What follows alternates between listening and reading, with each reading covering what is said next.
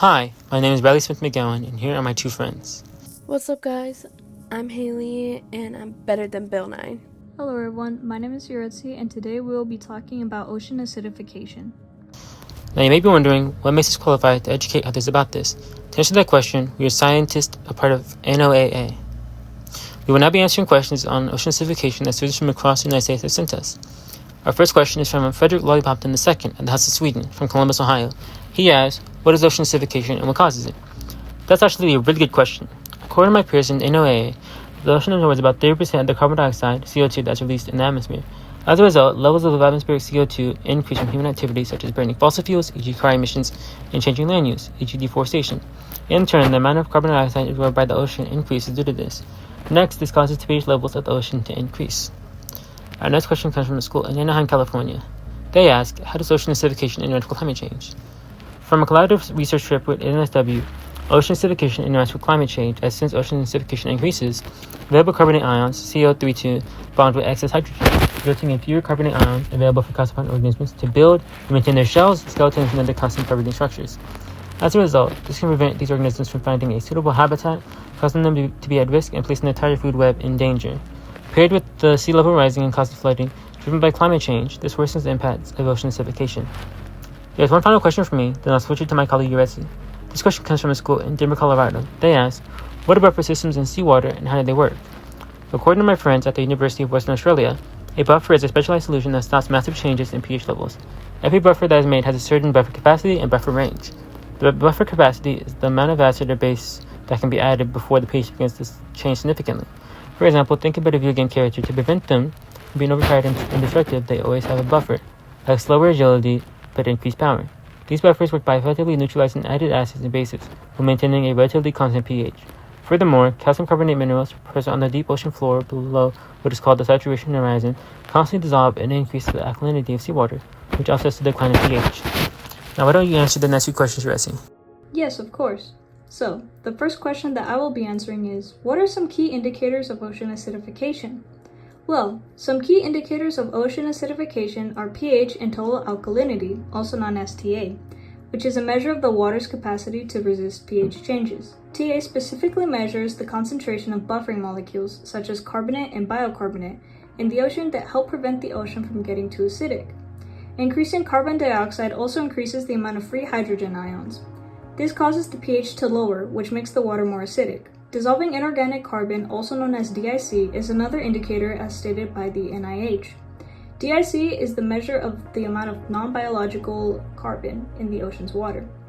It helps figure out the probability of ocean acidification, and it manages the pH. When the ocean absorbs carbon from the atmosphere, the DIC increases, which causes the pH of the water to decrease. The next question is from a student from LA.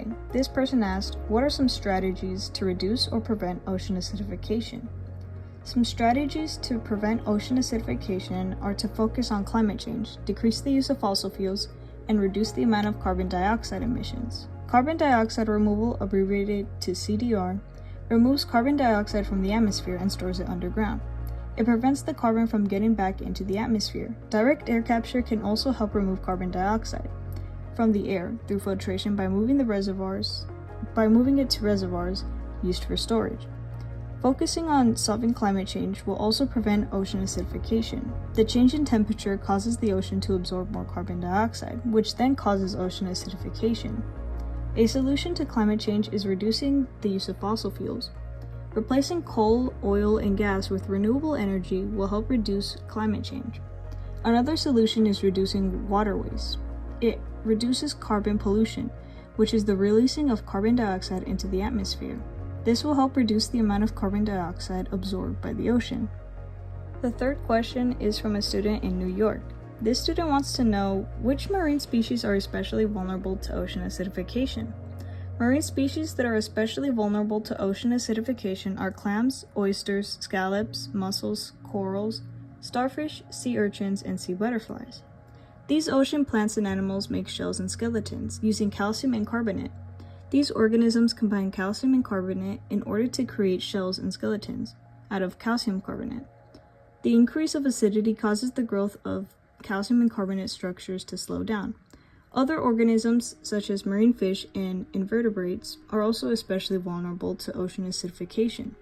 In the early years of life, they are larvae. Larvae are very small, which means that they are more vulnerable to increased acidity. Increasing acidity will cause these ocean animals to spend more energy to construct and preserve their shells. This means that those organisms who need to build shells and skeletons are going to be most affected by ocean acidification, since the acid will make it harder to preserve their structures. The last question that I will be answering is from a student in Sacramento. This student is wondering, what are the consequences of ocean acidification on marine ecosystems? The consequences of ocean acidification on marine ecosystems are that the ecosystems are being weakened and causing them to decrease in population. For instance, coral reefs have declined by more than half over the past 30 years, which also affects fish since their habitats are being reduced and the strength of the whole reef system is being affected. Species like coral and some plankton will find it hard and difficult to form shells and skeletons. Coral reefs are a major ecosystem and 25% of the fish in the ocean depend on coral reefs.